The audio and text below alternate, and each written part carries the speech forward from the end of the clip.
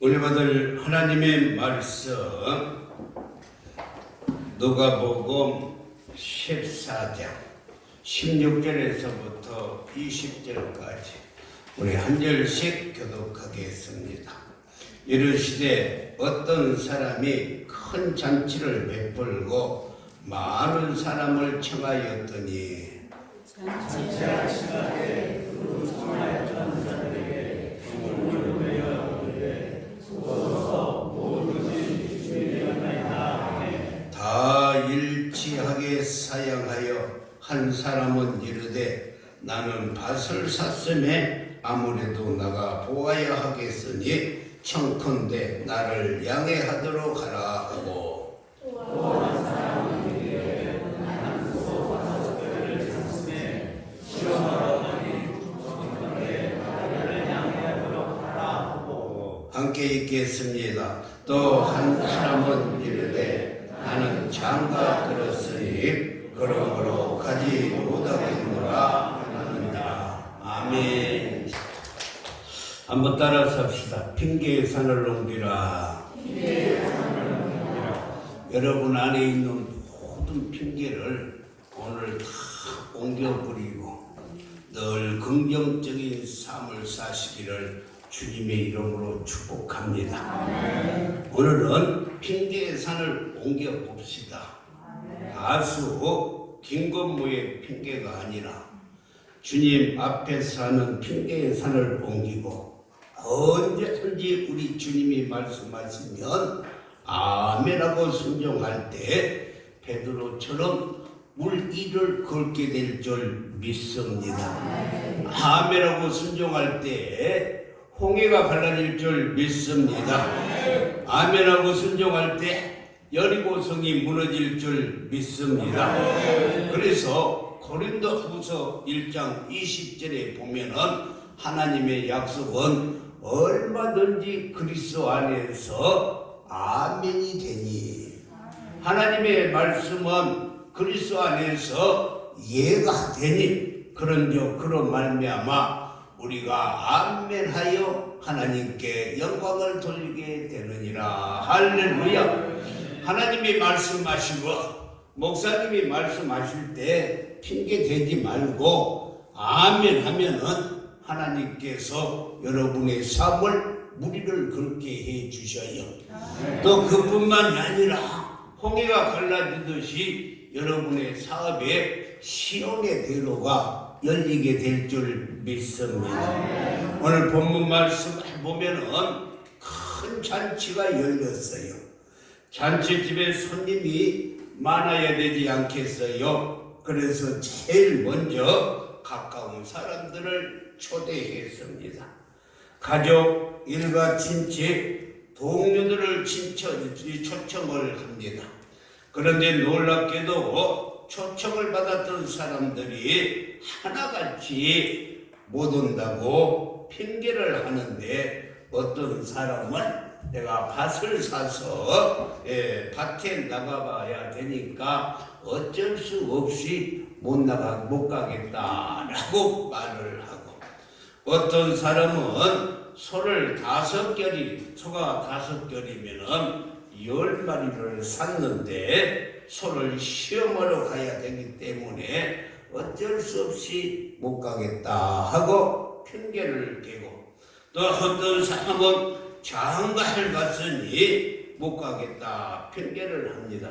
물론 밭도 중요하고 소도 중요하고 장가를 갔으니 가족들을 돌보는 것 다 중요합니다만은 그렇게 다 급한 것은 아니잖아요. 너는 밭은 부동산이어서 누가 옮겨갈 수도 없고 그리고 도망가지도 않는 것이고 그래서 참석하지 못한다는 것은 핑계라는 것입니다.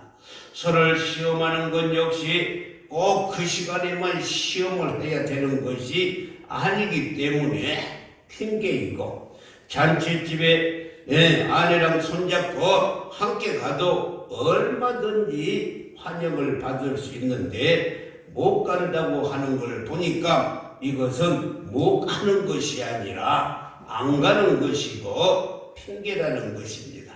가장 가까운 사람들을 잔치에 불렀는데 이 의도적으로 안 오는 사람을 예수님은 비유로 말씀하시는데 오늘 유대인들을 말씀하고 있어요. 그들은 하나님의 택한 백성이었고 그리고 선민이었고 자기들 역시 그토록 메시아가 오기를 기다렸지만 예수님이 직접 오셔서 다 회개하고 나오라고 천국잔치를 초청했는데 하나같이 다 핑계치며 못 오겠다고 예수님의 초청에 응하지 않았던 것입니다. 큰 잔치를 빌었는데 사람들은 오지 않으니 이번에는 종들을 보내서 성 안에 있는 사람들 중에 병든 자, 눌린 자, 앞 못 보는 자 같은 유대인이라도 이방인 취급을 받고 살았던 병든 사람들, 다시 말하자면 장애인들, 성전에서 하나님께 제사를 드려도 성전 안에 들어가지 못한 사람들에게 가서 오라고 초청을 하니 하나같이 기쁜 마음으로 잔치에 들어왔다라고 말씀했습니다. 그래도 잔치집 자리가 다 채워지지 않으니 이제는 성 밖에 길과 그리고 산가로 가서 사람들을 초청하여 오라고 했으니 성 밖의 사람들은 이방인들을 말하고 있습니다. 그들이 초청을 받고 반갑게 잔치집에 와 보니 얼마나 음식이 많이 준비되어 있는지 생전 처음 먹어본 음식이었어요. 그리고 자랑을 했더니만 처음 초청을 받은 유대인들이 달려가서 문을 두드렸는데 한 번 닫힌 문은 열리지 않아서 아무도 들어가지 못했다는 내용이 바로 오늘 본문의 말씀입니다. 사랑하는 성도 여러분, 여기에서 말하는 첫 번째 초청장은 무엇을 말하느냐면 우리의 구원의 초청장인 줄 믿습니다. 다시 말해서 천국으로 초청하는 게 우리 인생에서 절대로 핑계해서는 안 될 초청장은 구원의 초청장을 명심하시기를 바랍니다. 이 초청장은 무슨 일이 있어도 미뤄서도 안 되고 예수 믿고 천국 갑시다 하고 하는 말을 세상에 그 어떤 일보다 중요한 일이기 때문에 무조건 초청에 응하여야 된다는 것입니다. 예수 믿자고 할 때 다음에 믿겠다고 하는 사람만큼 어리석은 사람이 없어요. 그 이유는 이 초청장은 아무에게나 발송이 되는 것이 아니고 여러분 인생에 딱 한 번 갈보리산 언덕의 십자가에서 예수님이 고난당하시고 만들어진 초청장이 여러분 앞에 도착했다면 무조건 응해야만이 구원을 얻게 되는 것입니다. 구원의 초청장보다 더 귀중하고 귀한 것은 없습니다. 이 초청장은 서울대학교 합격장보다도 더 귀한 것이에요. 그래서 예수 믿고 구원받읍시다 하고 하는 복음이 우리에게 얼마나 값진 초청장인지 기억하고 절대로 구원의 초청장을 반려시키는 일이 없도록 우리는 늘 주님을 영접하고 맞이해서 축복받는 삶을 사시기를 주님의 이름으로 축원합니다. 이제 이 천국의 초청장을 우리가 받아들여서 구원을 받았습니다. 우리 모두는 그래서 구원받았어요. 확실히 믿으시기 바랍니다. 교회를 다녀도 내가 구원을 받았는지 천국에 갈 수 있는지 이렇게 아무것도 모르고 확신이 없어서는 아니 되고 우리는 오늘 주일 하나님으로부터 초청을 받아서 교회에 왔어요. 그래서 우리는 구원받는 자들인 줄 믿습니다. 그리고 구원받는 성도들에게 또 다른 초청장이 있는데 그것은 바로 천국의 포도원의 일꾼으로 우리가 초청받게 된 줄 믿습니다. 오늘 잘 들으셔야 됩니다. 우리는 구원받고 끝나는 것이 아니라 구원받는 우리 모두는 하나님의 나라의 일꾼이 되어야 된다는 것입니다. 아멘 좀 크게 하세요. 구원받는 저와 여러분은 다 하나님의 나라의 포도원의 일꾼이 되어야 된다는 것입니다. 그래서 우리에게 초청장이 발생되는데 하나님의 나라의 일꾼으로 초청받게 되는 줄 믿습니다. 우리 모두는 포도원의 일꾼이 되었습니다. 이제 우리는 예수만 믿고 사는 것이 아니라 하나님의 나라의 포도원의 일꾼으로 살아야 돼요. 할렐루야. 구원으로 초청도 핑계대면 안 되지만은 포도원의 일꾼으로 초청된 것을 핑계해서도 아니 되는 것입니다. 그것은 우리의 선택사항이 아니라 모든 성도들이 포도원의 일꾼이 되는 것은 필수 과목이에요. 예수 믿었으면 믿는 것으로 끝나는 게 아니고 예수 믿었으면 주님의 몸된 교회에서 헌신하고 봉사하고 충성하고 포도원의 일꾼이 되어야 돼요. 할렐루야. 가만히 주일날 한 번 왔다 가고 손님 노릇하면 아니 되고 일꾼을 해야 돼. 할렐루야. 옆 사람과 일꾼이 됩시다. 시작. 일꾼이 됩시다. 할렐루야. 잘 들으세요. 구원은 우리에게 천국을 주지만 사역은 우리에게 상급을 주는 것입니다. 우리는 예수 믿고 천국에 가는 것만으로 끝나는 것이 아니라 열심히 헌신하고 봉사하고 교회에서 충성해서 이 천국에 상급을 쌓아야 되는 것입니다. 그런데 많은 성도들이 나는 상 같은 거 필요 없어 하는데 여러분요, 천국에 가서 상을 받을 때 두 주먹으로 이 천국의 상급이 이것이라 말했으면은 나도 포도원의 일꾼이 되었을 텐데 하고 후회해도 이미 때는 늦어요. 여기서 포도원의 일꾼으로서 포도원은 교회를 상징을 합니다. 그래서 교회에서 열심히 일하고 봉사하고 헌신해서 그리고 상급을 쌓아놔야만이 천국에 우리의 열매가 주렁주렁 달려있다는 것을 기억하시기를 바랍니다. 우리가 천국에서 받은 상은 초등학교 운동회 때 받은 무슨 지옥이나 공책 2권이나 연필 한 자루가 아니라 우리가 충성해서 천국에서 받은 상은 우리가 상상도 못할 것입니다.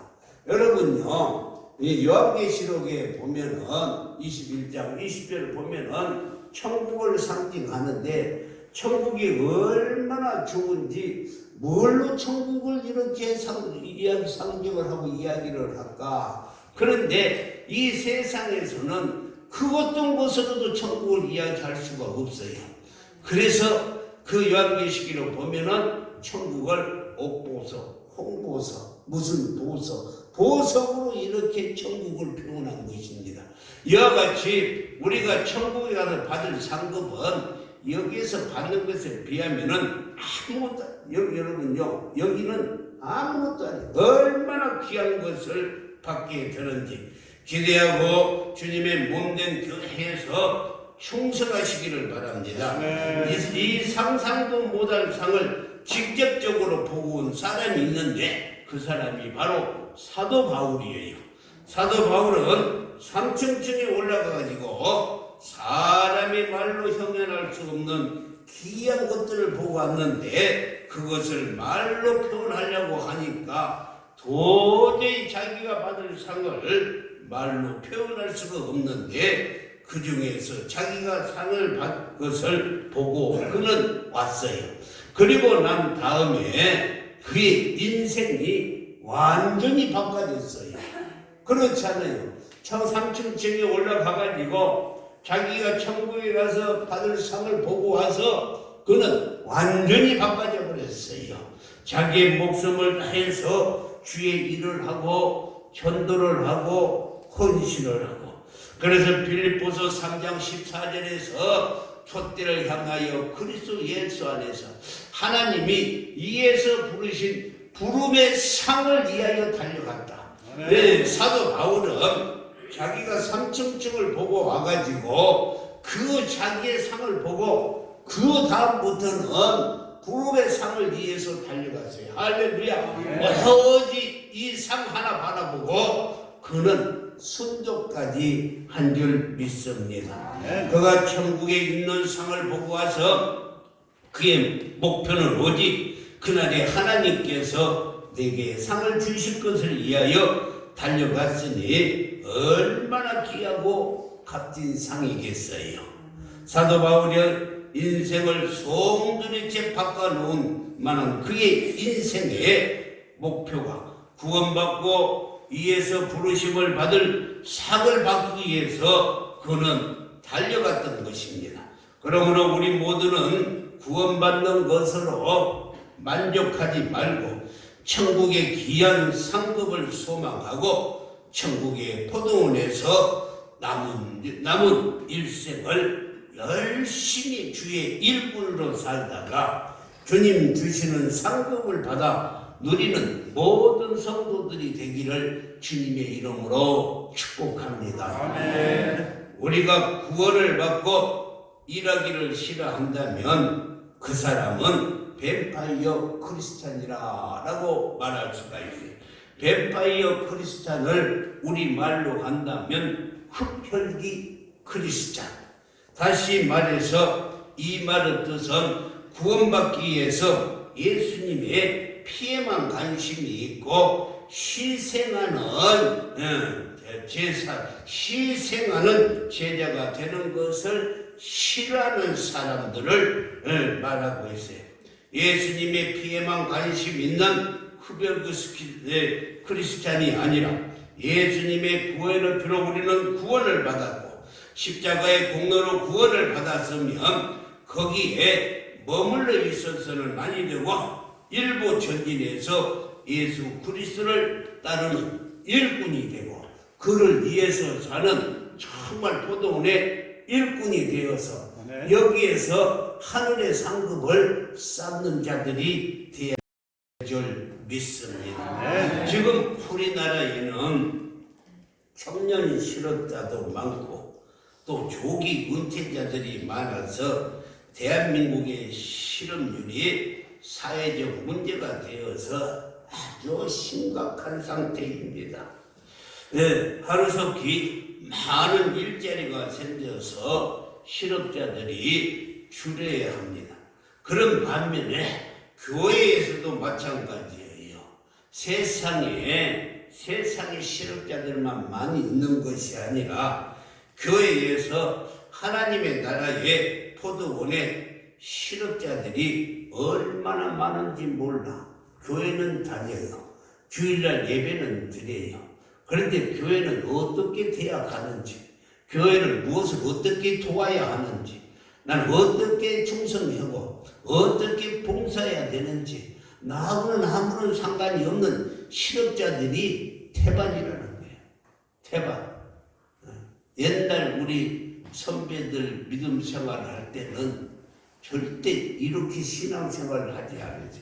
무엇이든지 교회가 우선이었고 할렐루야. 그렇기 때문에 우리 대한민국이 세계에 유례 없이 이렇게 큰 부흥을 이뤘던 것은 우리 모든 믿음의 선배들이 주님의 몸된 교회, 다시 말해서 이 포도원의 일꾼으로 열심히 일했기 때문에 이렇게 교회가 부흥되었던 것입니다.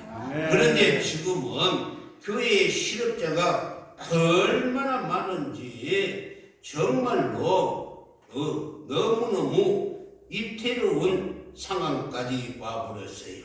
사랑하는 성도 여러분, 하나님의 나라 일터에 취직이 되어서 남은 인생 주님의 일꾼으로서 저 땀 흘려 일하는 포도원의 일꾼이 되기를 주님의 이름으로 축복합니다. 삼천리 반도 금수강산 하나님이 주신 동산, 이 동산에 할 일 마라 사방의 일꾼을 부르네 일하러 가세 삼천리 강산 위에 하나님의 명령을 받았으니 반도강산에 일하러 가세. 새벽부터 우리 사랑함으로써 저녁까지 씨를 뿌려봅시다.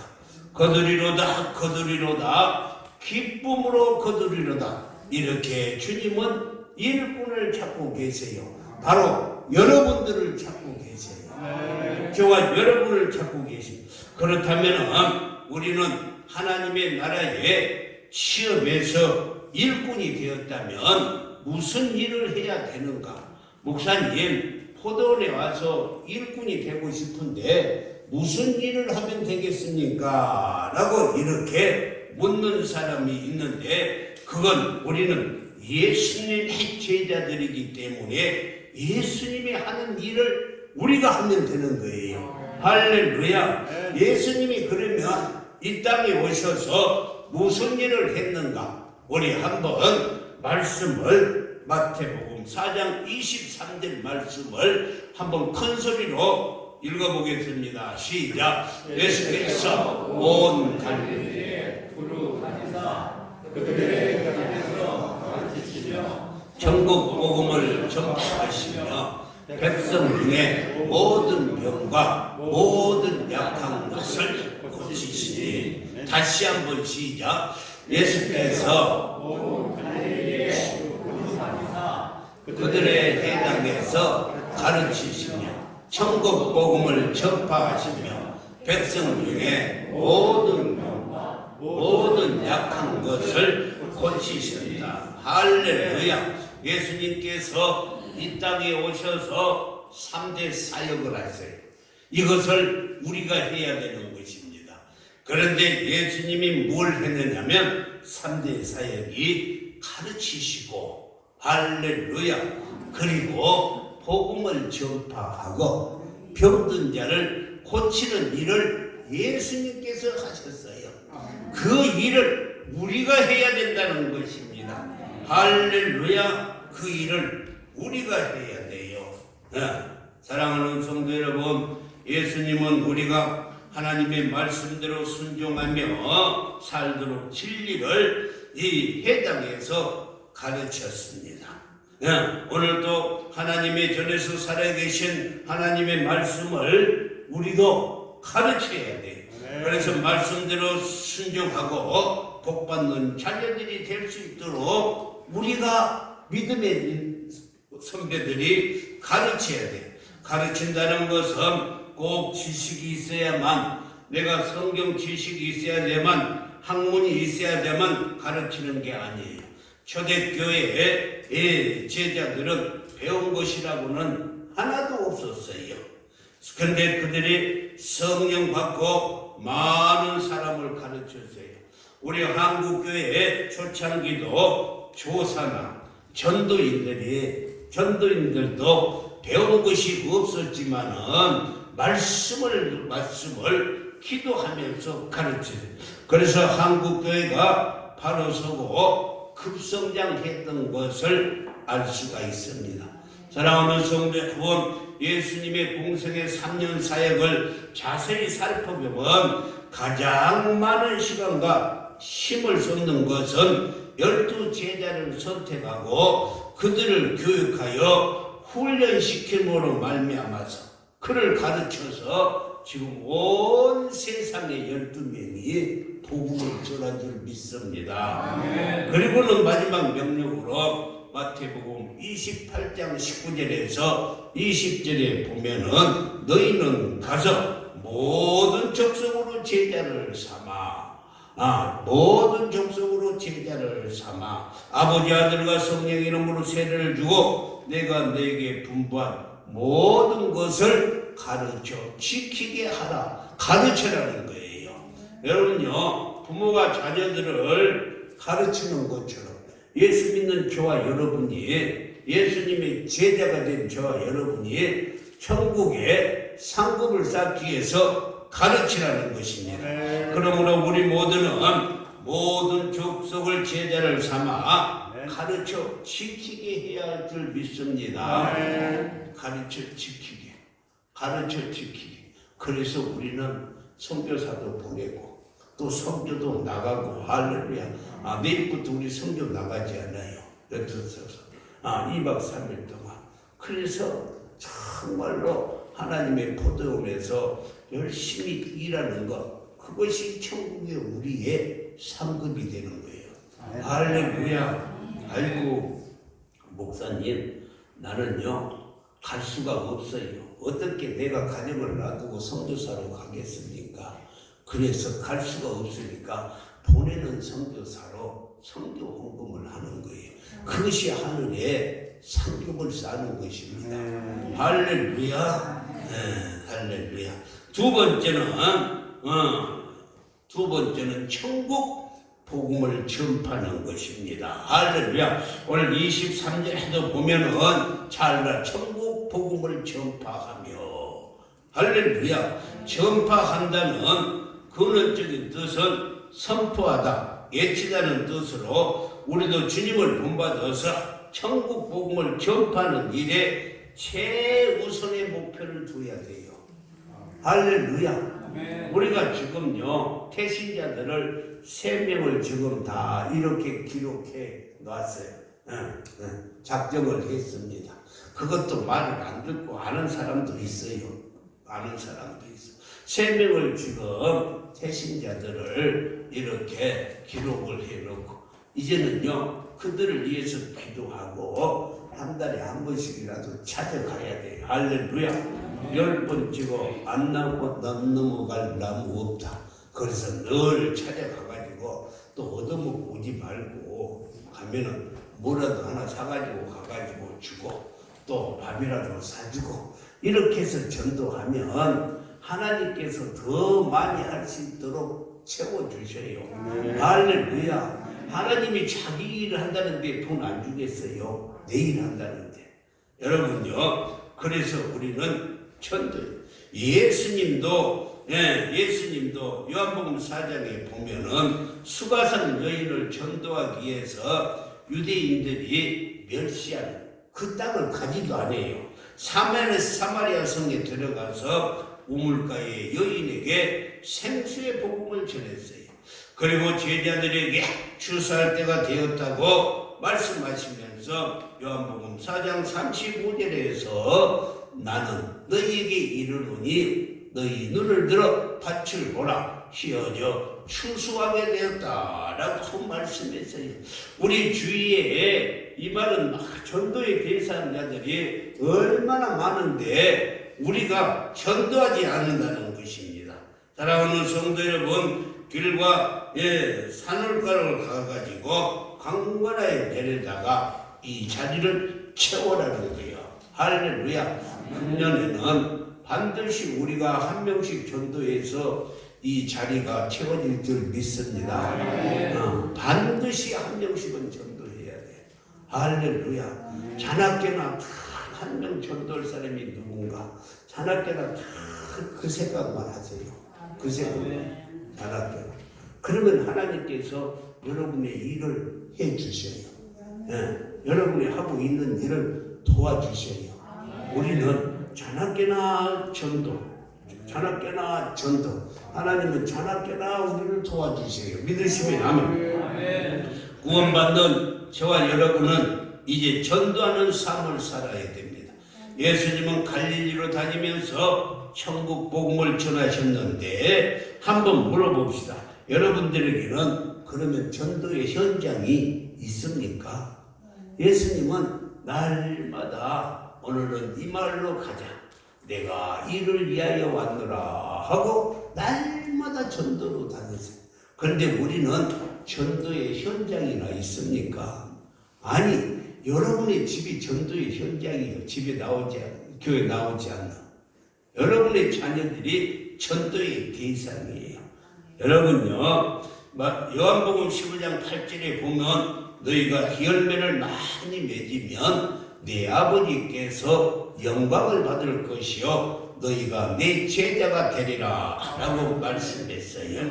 그러므로 우리는 정말로 전도에서 하나님의 제자가 되고 그리고 하나님께 영광 돌리시기를 바랍니다. 세 번째, 예수님은 많은 사람들의 병을 고치셨어요. 우리도 예수 이름으로 손을 얹고 기도하면 병이 치료될 줄 믿습니다. 우리에게 이 권세를 주셨어요. 예수의 이름을 주시고 갔어요. 그러니까 여러분이 예수 이름을 믿고 손을 얹고 기도하면 병만은 물러가고 치료될 줄 믿습니다. 오늘 마태복음 4장 23절과 24절을 보면 예수께서 온 갈릴리로 두루 다니사 그들의 회당에서 가르치시며 이 천국 복음을 전파하시며 백성 중에 모든 병과 모든 약한 것을 고치시니 그 다음에 24절에서는 그의 소문이 온 수리아에 퍼진지라. 예수님이 다니시면서 모든 병을 고치니까 온 수리아에 퍼졌어요. 사람들이 모든 앓는 자, 곧 각종 병에 걸려서 고통당하는 자, 귀신 들리는 자, 간질하는 자, 중풍병자를 데리고 오니 그들을 다 예수님께서 고쳤다라고 말씀을 했어요. 사랑하는 성도 여러분, 우리 모두는 세상을 고치는 자들입니다. 그런데 모든 병을 고치기 위해서 필수적으로 우리가 해야 하는 것은 기도하고 할렐루야, 기도하면 고쳐져요. 야고보서 5장 15절과 16절의 말씀을 보면 믿음의 기도는 병든 자를 구원하리니 기도하고 손을 얹고 기도하면 하나님께서 치료의 역사가 나타나게. 16절에 보면은 그러므로 너희가 죄를 서로 고백하여 병 낫기를 위하여 서로 기도하라. 할렐루야. 기도하면서 손을 얹고 기도하면 모든 질병이 치료받게 될 줄 믿습니다. 날이면 날마다 밤이면 밤마다 싸우는 부부가 있었어요. 날마다 싸워요. 어느 날 부부가 싸움이 벌어졌는데 서로 감정을 통제하지 못하고 주먹이 오고 가고 고함과 욕설이 오고 가다가 분을 참지 못해서 부인이 방에 시발유를 뿌려버리고 불을 질러버렸어요. 그러니 아들이 20층 아파트에서 뛰어내렸어요. 그걸 보고 엄마가 아들을 붙잡으려고 뒤따라서 뛰어내렸어요. 소화기로 불을 끄던 아버지도 포기한 채 에이 나 혼자 살면 뭐하냐고 뛰어내렸는데 놀라운 것은 세 사람이 그 20층에서 뛰어내렸는데도 한 사람도 죽지 않았대요. 왜 그랬을까?